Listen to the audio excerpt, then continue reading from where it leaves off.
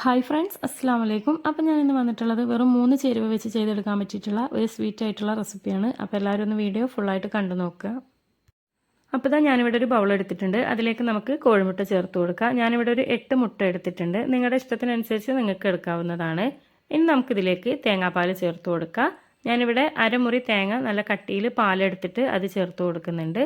ഇനി നമുക്കിതിലേക്ക് മധുരത്തിന് വേണ്ടിയിട്ട് അരക്കപ്പ് ശർക്കര ഉരുക്കിയതും കൂടി ചേർത്ത് കൊടുക്കുക. അധികം വെള്ളമില്ലാതെ വേണം നമ്മൾ ഉരുക്കിയെടുക്കാനായിട്ട്.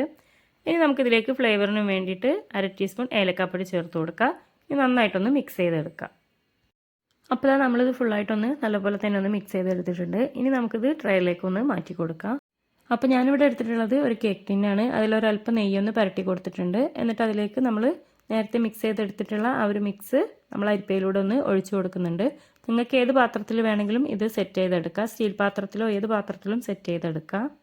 ഇനി നമുക്കിതൊന്ന് വേവിച്ചെടുക്കാം. അപ്പോൾ അതിനായിട്ട് ഞാനൊരു കുക്കർ എടുത്തിട്ട് അതിൽ കുറച്ച് വെള്ളം ഒഴിച്ച് കൊടുത്തിട്ടുണ്ട്. അതിനുശേഷം അതിലൊരു റിങ് ഇട്ട് കൊടുത്തിട്ടുണ്ട്. അതിൻ്റെ മുകളിലായിട്ട് നമ്മുടെ ബാറ്റർ വെച്ച് കൊടുക്കുക. ഇനി അത് നമുക്കൊന്ന് മൂടി വെച്ച് കൊടുക്കാം.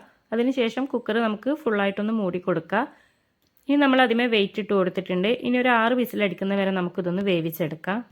അങ്ങനെ നമ്മുടെ ടേസ്റ്റി ആയിട്ടുള്ള വായിലിട്ട് അലിഞ്ഞു പോകുന്ന നമ്മുടെ സ്വീറ്റ് ഇവിടെ റെഡി ആയിട്ടുണ്ട്. അപ്പോൾ തീർച്ചയായിട്ടും ഒരു തവണയെങ്കിലും നിങ്ങളിതൊന്ന് ട്രൈ ചെയ്ത് നോക്കുക. വീഡിയോ ഇഷ്ടപ്പെട്ടാൽ ലൈക്ക് ചെയ്യാനും ഷെയർ ചെയ്യാനും സബ്സ്ക്രൈബ് ചെയ്യാനും മറക്കരുത്.